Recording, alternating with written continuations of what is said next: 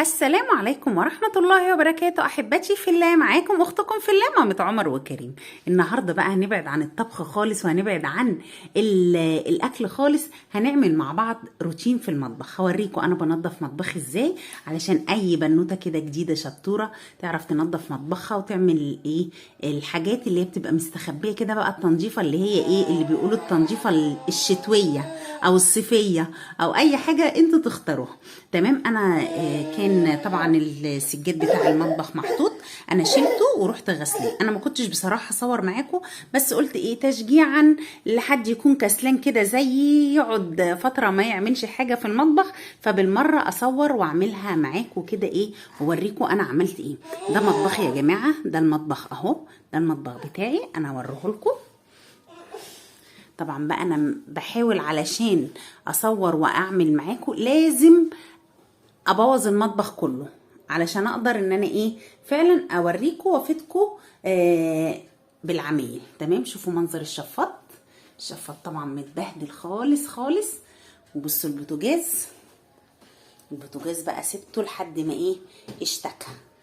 تمام. هوريكم بقى انا هعمل معاكم وكنت في السوق بقى وجايبه خضار وجايبه لحوم وجايبه حاجات، فقلت اما افضي الاول وبعدين ابدا اعمل معاكم.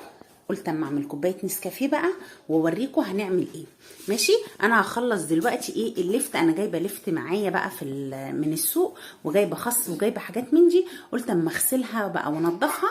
اول حاجه هنضفها وفضيت كل حاجه في مكانها، وهقول لكم بقى هنعمل تاني. هنبدا بقى في عمايل بقى التنظيفات والروتين بتاع البيت.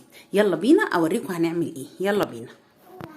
انا كده خلاص خلصت اللفت يا جماعه، زي ما شايفينه كده. انا غسلته غسله حلوه ورحت مقطعه صغير زي ما انتم شايفين، وحطيت عليه ملح علشان يصفي الميه كده كلها اللي فيه، ولما اجي احطه في البرطمان يبقى دبل، بيقعد ساعه ساعتين زي ما انت عايزه بقى. وغسلت طبعا الخس النهارده انا جايباه من السوق يا جماعه، الخصايه ب5 جنيه. وجبت البطاطا كيلو، في كيلو ونص، وفي الكيلو ونص ب10، وفي كيلو ب10. انا جبت اللي هي كيلو ونص ب10. تمام. اهو كده غسلت دول بقى. هشيلهم من هنا خالص طبعا علشان اول حاجه هنعملها بقى في المطبخ بتاعنا. لو عندك في المطبخ شباك، يبقى اول حاجه تعمليها في المطبخ ان انتي تفتحي الشباك بتاعك وتنفضيه تنفيضه تمام، علشان اي تراب ما يدخلش بقى بعد ما تكوني لمعتي او تكوني عملتي حاجه تروحي راجعه تاني منفضه الشباك يبهدلك الدنيا. اول حاجه انا هفتح الشباك بتاعي ده وهروح منفضه تنفيضه تمام، وهخلع الشفاط من على الحيطه وهغسله برده. تمام. بصوا يا جماعه، الشفاط زي ما بقول لكم الشفاط متبهدل خالص. هغسله وهنفض الشباك بتاعي. يبقى اول حاجه هعمل الشباك وهغسل الشفاط. تمام كده. وهرجع لكم تاني اوريكم بقى شكلهم عامل ازاي. خليكم معايا. انا كده خلاص نفضت الشباك بتاعي. خلاص انا الشباك بتاعي على منور يا جماعه، نفضته خلاص تمام كده. هبدا بقى اغسل حوالين الشفاط. بصوا يا جماعه حوالين الشفاط عامل ازاي.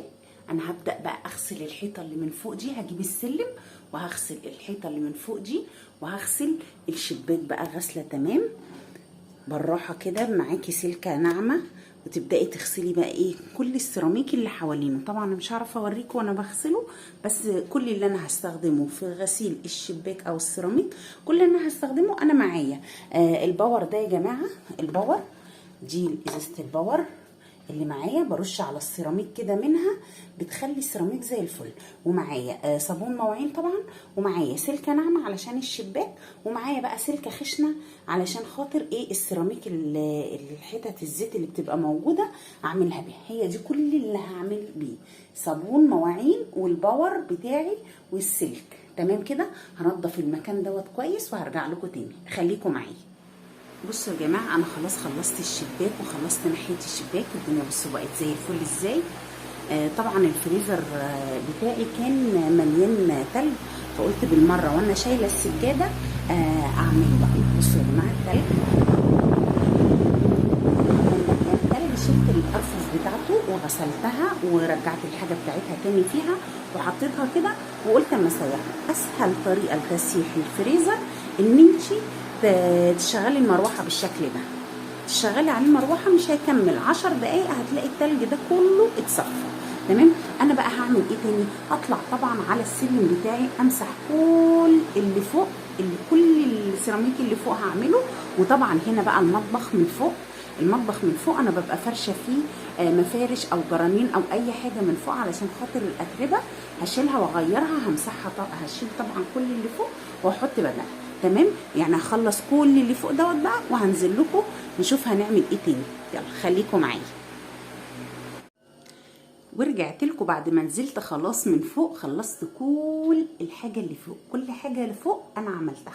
المفارش بتاعت التلاجة مسحت التلاجة كويس من وشها ومن ظهرها ومن جنابها كله كله كله، وفرشت عليها ايه المفرش بتاعها. وزي ما حضراتكم شايفين بصوا، ورجعت كل حاجه تاني مكانها. طبعا فضيت دول وغسلت الحاجه اللي فيها، ظبطت كل حاجه زي ما هي، ومسكت البوتاجاز بقى زي ما حضراتكم شايفين كده خليته بيبرق. انا طبعا ما بحبش ابدا ابدا اطبخ او اعمل اي حاجه والبوتاجاز مش نضيف، بس بقى كان في فتافيت العيش مكان الفطار وكان لازم ابهدل الدنيا عشان انضف علشان اعمل العمله دي. تمام، انا خلصت كده كل اللي فوق وخلاص رتبت خلاص كل حاجه المطبخ. خلاص كده هشيل شويه الحاجات اللي موجوده دي بقى وهبدا امسح الارض. طبعا انا كل حاجه بجرها، يعني الديب فريزر جريته هو والتلاجة ومسحت وراه، وطبعا البوتاجاز اكيد عملت نفس الحركه، جريته ومسحت وراه ودعكت الجناب اللي في الارض دي بحيث ان ما يكونش فيه زيوت واقعه. الحتت دي طبعا جنب البوتاجاز بيبقى فيها زيوت جامده جدا بتبقى واقعه طبعا. دعكتها وخليتها زي الفل الجنبين كده. انا خلصت خلاص، هبدا امسح بقى وهرجع لكم تاني اوريكم الشكل النهائي بعد ما فرشت. خليكم معايا. وبكده نكون خلصنا الروتين بتاع المطبخ بقى. النهارده كان شق جدا جدا جدا، بس الحمد لله خلص على اتم حال، يعني الحمد لله اللهم لك الحمد. عملته يا جماعه. طبعا العمله اللي انا بعملها دي ما بعملهاش غير كل 4 شهور كل 6 شهور، لان انا يوميا من الناس اللي يوميا لازم المع دوت ولازم امسح ده، ما بسيبش حاجه كده يعني اقول خليها بعد كام يوم، لا لازم كل يوم وانا بعمل الاكل بقف ألمع مثلا التوابل، ألمع البوتاجاز، ده أساسي يوميا مرة و2 و3 كل ما بعمل أكل لازم أعمله. طبعا الشفاط ده كل أسبوعين 3 بنزله كده زي ما حضراتكم شايفين كده. لكن بقى حركة السيراميك اللي هي الكاملة بقى وأعمل المطبخ كله كده كل 4 شهور كل 6 شهور على حسب، يعني زي ما حضراتكم شايفين بقى كده كله بقى زي الفل. اللهم لك الحمد. خلصت على خير وعلى اتم حال الحمد لله. بصوا بقى يا جماعه، طبعا انا من لازم افرش فوطه على رخامه المطبخ، لان طبعا كل ما بغسل المواعين بصفي عليها، ما بسيبش ان انا ادخل مواعين كده، لا بصفي، لازم اصفي عليها الاكل. اي فوطه قديمه عندك اعمليها. تمام. بصوا بقى السجاده غسلتها، ايه رايكم؟ حاجه كده بقى على قدي. يا رب يكون الروتين بتاع النهارده عجبكم. ما تنسوش لو عجبكم الفيديو تعملوا لايك وتعملوا اشتراك للقناه. ما تنسوش تفعلوا الجرس علشان يوصل لكم كل جديد. والسلام عليكم ورحمه الله تعالى وبركاته.